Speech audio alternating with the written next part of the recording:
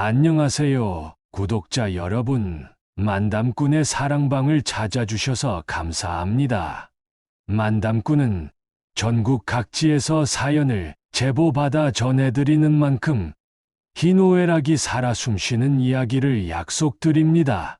오늘도 이야기 재밌게 들어주시고 주변 친지분들과도 이야기 함께 나누시면 좋을 것 같습니다. 만담꾼의 최신 이야기를 가장 빨리 접하시기 위해서는 구독하시고 알람 설정까지 해주시면 됩니다.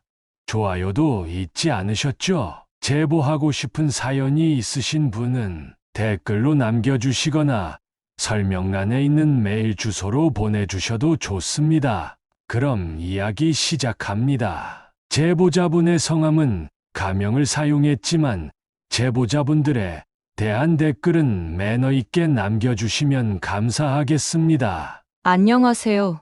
저는 수연입니다. 오늘은 저의 이야기를 들려드릴게요.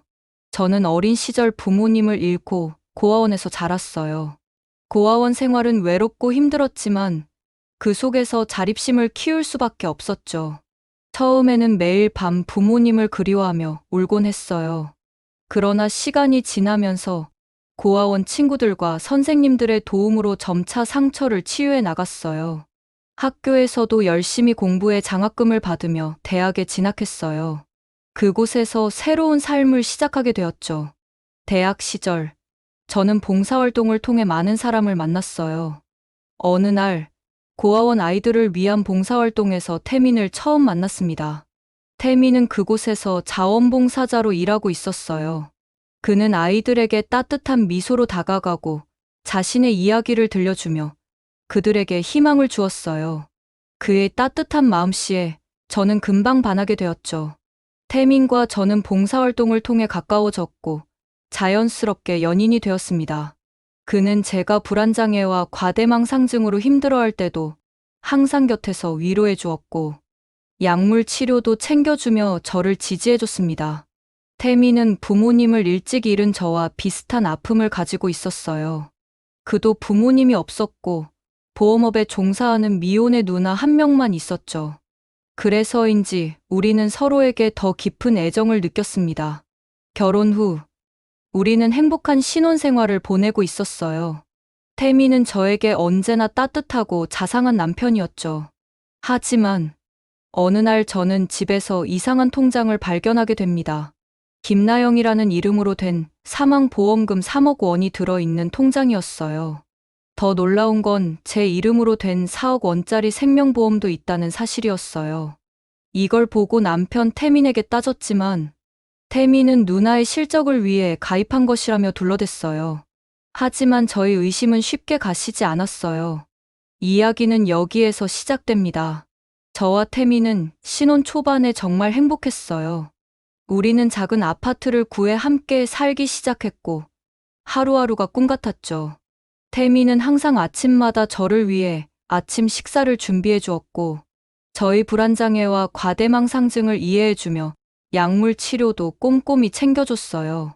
그는 약을 먹어야 할 시간에 알람을 맞춰놓고 시간이 되면 잊지 않도록 챙겨주는 자상한 남편이었죠.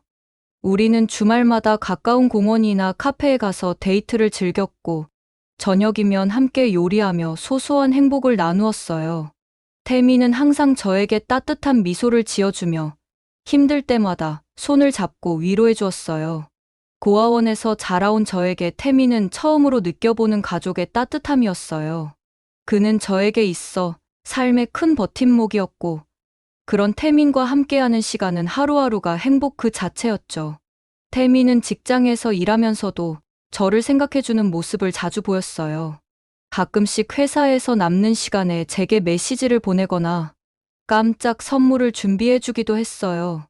그는 제게 세상에서 가장 소중한 존재였고 우리는 서로를 위해 최선을 다하며 살아가고 있었어요. 그러나 이 행복도 오래 가지는 않았습니다.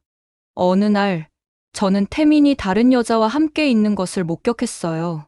그날은 제가 친구와 함께 시간을 보내다가 우연히 길을 걷던 중이었어요.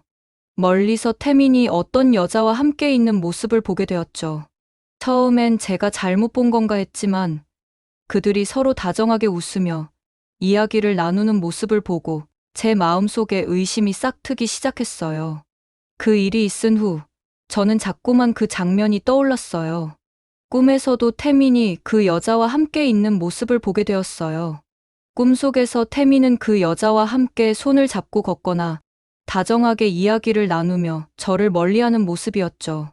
점점 더 불안해진 저는 결국 태민의 누나에게 이 여자에 대해 물어보게 되었어요. 태민의 누나는 나영이 어려운 환경에서 자라 많은 상처를 받았고 그로 인해 여러 정신적 문제를 겪었다고 했어요. 나영은 불안정한 삶을 살며 여러 문제를 겪어왔고 최근에야 우리 앞에 나타났다는 것이었죠. 나영에 대한 이야기를 들으며 저는 그녀에게 연민을 느끼게 되었어요. 저와 비슷한 성장 배경인 것 같고 그리고 어쨌든 나의 시누이였기 때문이죠. 저는 그녀를 도와주고 싶은 마음이 생겼어요. 그래서 저는 나영을 저희 집으로 초대해 함께 지낼 계획을 세웠어요. 나영이 저희 집에서 지내면서 안정된 생활을 할 수 있도록 도와주고 싶었죠. 하지만 나영이 집에 오기 전날 그녀가 교통사고를 당했다는 소식을 들었어요. 그 소식은 저에게 큰 충격이었어요. 나영이 교통사고로 세상을 떠났다는 소식을 듣고 저는 큰 충격에 빠졌어요. 나영의 장례식을 치른 후 저는 집안에서 이상한 표정을 짓는 태민의 누나를 보며 더욱 불안해졌어요. 그녀의 표정에는 슬픔보다는 어딘가 모르게 불편한 기색이 엿보였기 때문이에요. 장례식을 마치고 나서도 그 불안감은 가시지 않았어요. 나영이 사라진 후 저는 계속해서 그녀를 떠올리며 슬픔에 잠겨 있었어요. 그러던 중 저는 집안에서 우연히 나영의 사망보험금이 들어있는 통장을 발견하게 되었어요.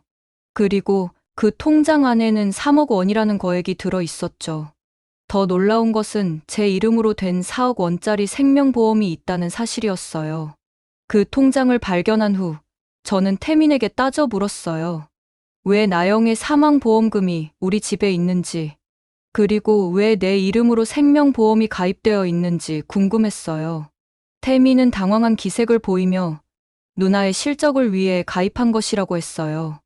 그러나 그의 말은 저를 전혀 안심시키지 못했어요. 오히려 그의 말투와 표정에서 뭔가 숨기고 있다는 느낌을 받았어요. 태민의 누나도 이상하게 행동했어요. 그녀는 나영의 장례식 이후로 저와 눈을 마주치지 않으려 했고 뭔가를 숨기려는 듯 보였어요. 저는 점점 더 불안해졌고 이 모든 것이 단순한 우연이 아니라는 생각이 들었어요. 시간이 지날수록 태민의 행동은 점점 더 수상해졌어요. 그는 저와의 대화에서 자주 말을 돌리거나 불안해하는 모습을 보였어요. 어느 날 우리는 공원으로 산책을 나갔는데 한 노숙자가 태민의 팔을 붙잡고 그 애는 잘 있나? 요즘 통 보이지가 않던데. 이분은 누구시고? 라고 물었어요. 태민은 당황한 표정으로 노숙자를 피하려 했고 저는 그 모습을 보고 더욱 의심을 품게 되었어요.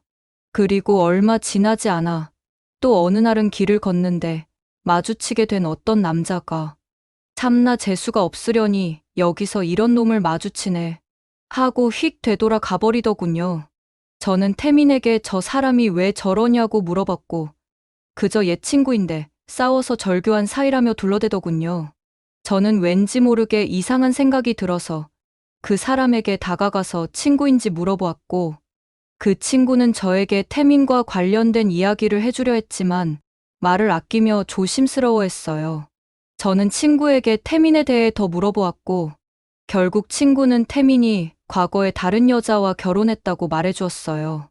그 여자는 바로 김나영이었죠. 친구의 이야기를 들은 후 저는 태민에게 직접 물어보았어요. 그는 처음엔 부인했지만 결국 저에게 과거의 일에 대해 이야기하기 시작했어요. 태민은 나영과 결혼했었고 몸이 아픈 사람이라 연민 때문에 종종 연락을 했었다고요. 그리고 그녀가 교통사고로 사망한 후 큰 충격을 받았다고 했어요. 하지만 그의 말투와 표정에서 여전히 뭔가를 숨기고 있다는 느낌을 받았어요. 그 후 저는 더 많은 정보를 얻기 위해 흥신소를 찾아가 태민의 과거를 조사해달라고 요청했어요. 흥신소에서는 8년 전 태민의 부모님이 교통사고로 사망했고 그 생명보험금을 태민이 챙겼다는 사실을 알게 되었어요. 다만 사망보험금의 수익자를 상속인이 수령하는 건 맞는 거지만 왠지 모르게 그 교통사고는 특이하게 발생했었고 그 사고가 일어나기 불과 몇 달 전에 부모님이 보험 가입을 했다는 사실도요. 저는 이 모든 일이 우연이 아니라는 생각에 저는 충격에 빠졌어요. 저는 태민이 더 이상 믿을 수 없다고 생각했어요. 이 사람과 함께 하다가는 나도 죽겠구나 하는 생각 말이죠. 그래서 그의 집에 있는 재산 문서와 통장을 챙겨 친구 집으로 도망쳤어요. 친구는 저를 보호해주며 태민과의 연락을 차단하도록 도와주었어요. 저는 친구 집에서 지내며 태민과의 모든 관계를 정리하려고 했어요. 하지만 태민은 제 행방을 알아내고 친구를 설득해 저를 다시 데려오려고 했어요. 그는 경찰서에 가서 사실을 확인하자고 했지만 저는 그를 믿을 수 없었어요. 결국 태민은 자신의 누나와 김나영의 관계를 고백했고 모든 진실을 밝히기 시작했어요. 태민은 저에게 모든 진실을 고백했어요. 그의 누나와 공모해 김나영의 보험금을 노리고 있었다는 사실을요. 그리고 누나는 저에게도 그 계획을 실행하려 했지만 저를 보호하기 위해 숨기고 있었다고 했어요. 나영의 죽음도 그의 누나가 사고를 조작한 것이라고 고백했어요. 태민은 저에게 진심으로 사과하며 저만큼은 그런 목적으로 만난 게 아니라고 했죠. 그러나 제 앞으로 가입된 사망보험금 4억은 어떻게 설명할 수 있을까요? 저는 앞서 세상을 떠난 김나영 씨의 한을 풀기 위해서라도 진실을 밝혀 법의 정당한 심판을 받게 해야겠다고 생각했습니다. 생각해보니 그들의 범행 타겟은 저나 김나영 씨 같이 별다른 연고와 가족이 없는 사람이었던 것 같습니다. 나중에 알게 된 사실이지만 태민에게 말을 걸었던 노숙자분에게 여쭤보니 김나영 씨는 비록 고아원에서 힘들게 자랐던 사람이지만 자신보다 더 힘든 처지에 있는 노숙인들을 위해 무료급식 봉사를 하는 천사 같은 사람이었던 거죠. 그렇기 때문에 노숙자는 태민에게 나영의 안부를 물었던 것입니다. 이 사실을 알게 되자 저는 태민과 그의 누나 일행이 사랑받지도 않게 느껴졌고 곧바로 경찰에 신고했습니다. 그들의 정확한 형량과 결말을 자세히 공개하기는 어렵지만 그들이 이제 사회에서 발을 딛고 살기는 어려운 것은 분명합니다. 저도 혼인관계가 무효인 것으로 판정되어 미혼의 상태를 다시 얻게 됐고 앞으로는 좀 더 좋은 일을 하며 살아가야겠다고 생각하고 있습니다. 저희 사연을 들어주셔서 감사합니다. 그리고 나영과 같은 안타까운 희생자가 앞으로는 없기를 바랍니다. 감사합니다. 오늘의 사연 어떠셨나요? 조금 무거운 주제였는데 여러분들 그리고 주변 분들도 이런 일에 휩싸이지 않도록 모두 조심하시기 바랍니다. 감사합니다.